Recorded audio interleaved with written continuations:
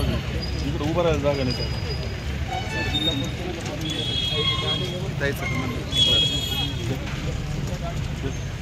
तीन वेळेस आपल्याला भेटलो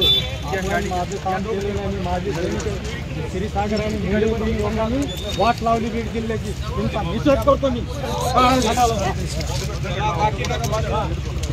नीटच बोलतोय कारण तरी पोलीस माझ्या मागे लावले काय यंत्रणा माझ्या मागे लावले मला जमीन करून देत नाहीत क्षीरसागर पासून सुरू आहे आणि ते एक दुसऱ्याला सांगून तुम्ही लोक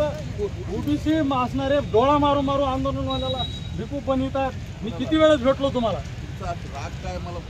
माझ्यावर अन्याय होत आहे.